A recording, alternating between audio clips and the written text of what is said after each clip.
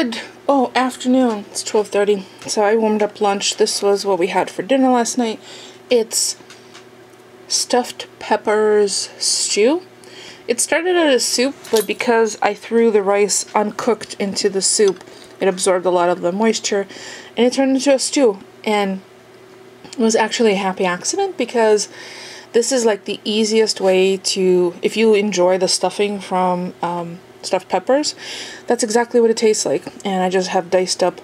So I started off with, because I didn't make this on video yesterday, I started off with all the random vegetables we had in the refrigerator. The only thing I did not add was carrots, now that I think of it. But you could certainly add shredded carrots. So I had a 3/4 of a large sweet onion, 2 peppers that had already been cut into a green and a red. I had a little bit of cauliflower. I had, what else did I have in there? A tiny little knob of red cabbage. So yeah, everything. It's kind of like the stuffing that is in stuffed peppers or голубцы, which is the Russian version of the stuffed cabbage. So it's rice, and I had a tiny little bit of ground beef left in the freezer from the last time we had bunless burgers. I didn't want to make the burgers too big, so I put like about 3/4 pound in the freezer. So I pulled that out, and that's what I sauteed up. So I cooked the meat separately, drained it off, and then added to the vegetable mixture, which had been sauteed. Then I added about 5 or 6 cups of beef stock, which is, I had a box open from when I made the rice for Chester. And no, I did not use the rice that I used for Chester. Chester has his own separate rice. Then I put a cup of rice in there, garlic powder, Italian seasoning, 2 cans of diced tomatoes with no sodium, and it just simmered away until the rice was cooked, and then I served it with a dollop of sour cream, some Parmesan, and red pepper flake. Easy peasy. Now, to my bowl, I always add a heaping tablespoon of sambal, because I like it spicy, but it's easier to spice up an individual portion than the entire thing. Plus, as it sits, it kind of intensifies in flavor, and we really didn't have a lot of leftovers, so I'm going to have lunch, and I think there's one more portion left if Paulie wants to have it tonight, or he can have it for lunch tomorrow. Or I'll have it for lunch at some point over the weekend, so nothing goes to waste.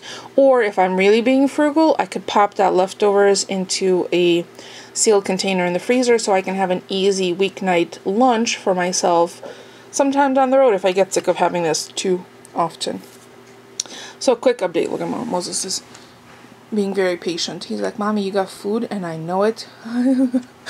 Honey, but you already ate. I know you ate. So Chester's feeling a little better.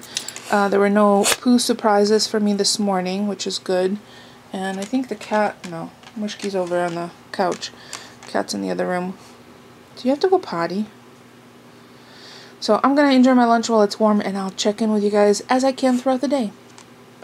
My parents are up from Florida, so we're having family dinner tomorrow night. So I make a plain bread, just an Italian bread.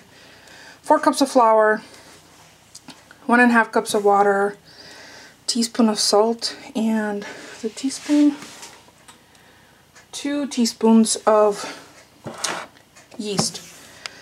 That's it. And then it goes for 4 hours. 4 hours later,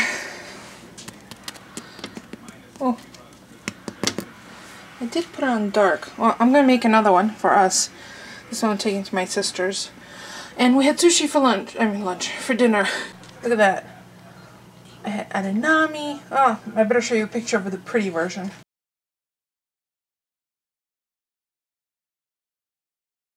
It was delicious. So I'm going to put this in and maybe to go take a bath. I'm not sure. It's getting late, but it'll stay on warm, which is okay, because I like our crust a little thicker. So I was using the unbleached bread flour I get from King Arthur, my favorite place.